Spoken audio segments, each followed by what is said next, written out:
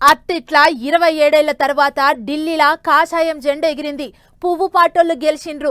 చిన్నగా లేదు పోండ్రి అలా సంబురం. లీడర్లంతా మస్తు జోష్ మీద ఉన్నారు.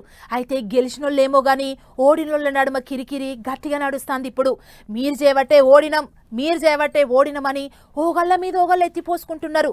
సోషల్ మీడియాలో కూడా రచ్చ రచ్చ అవుతున్నది. ఆ కథేందో చూద్దాం పాండ్రి. ఢిల్లీ ఎలక్షన్లల్లో పువ్వు పార్టీ వాళ్ళు గెలుచుడేమో గానీ తత్తిమ పార్టీల నడుమ పంచాదులు అవుతున్నాయి. అసలు ముచ్చట ఏంటిదంటే ఢిల్లీలో చాలా జాగల్లో చీపురు కట్ట పార్టీ వాళ్ళు ఓడిపోనికే చెయ్యి పార్టీ వాళ్ళే కారణం అంటున్నారట. చీపురు కట్ట పార్టీ వాళ్ళు చెయ్యి పార్టీ వాళ్ళు అలగలగు పోటీ చేసేటాలకు ఓట్లు చీలినాయి అంటున్నారు. గంతెందుకు ఢిల్లీ మాజీ సీఎం కేజ్రీవాల్ 4000 ఓట్లతోనే ఓడిపోయిండు. అక్కడ చెయ్యి పార్టీ అభ్యర్థికి 4000 చిల్లర ఓట్లు పడ్డాయట. అంటే ఇటు పడే ఓట్లు అటు పోయినాయి అన్నట్టే కదా అనుకుంటారు చాలా మంది. కలిసి పోటీ చేసింటే గెలిచేదే కదా అనుకుంటారు.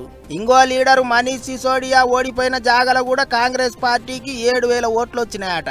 అక్కడ కూడా చీపురు కట్ట పార్టీ ఓట్లను చెయ్యి పార్టీ చీల్చింది అంటున్నారు. గిట్ల 1-2 కాదు, మొత్తం 14 నియోజకవర్గాలలో చీపురు కట్ట పార్టీ గెలిచే మోక ఉన్న చెయ్యి పార్టీ అలగు పోటీ చేసి ఓట్లన్నీ చీల్చి ఓడగొట్టిందా అనుకుంటున్నారు. దీని మీద ఇంటర్నెట్ గూట్లే పొట్టు కామెంట్లు రాస్తున్నారు నెట్టన్నలు. ఇగిదిట్లుంటే శనివారం పెద్దగా సపోర్ట్ చేయలేదు గాని ఆదివారం నాడు పండగ జోరుగా చేసిండ్రు తెలంగాణ పువ్వు పార్టీ లీడర్లు. అగ చూడర్రే.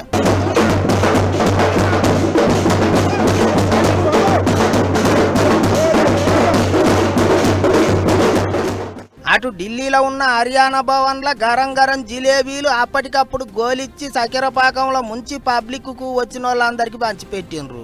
ఇంకో దిక్కు నిన్న మొన్నటి దాకా ఢిల్లీ సీఎం సీట్లు ఊకొని పనిచేసిన చీపురు కట్ట పార్టీ లీడర్ అమ్మ అతీసి రాజీనామా పెట్టింది. పువ్వు పార్టీకేంచి కాబోయే ముఖ్యమంత్రి పర్వేష్ వర్మ అని అంటున్నారు. ప్రధానమంత్రి మోదీ సారు బయటి దేశం పోతున్నాడు కాబట్టి ఇక ఆయన వచ్చినాక ప్రమాణ స్వీకారం ఉంటదని అంటున్నారు.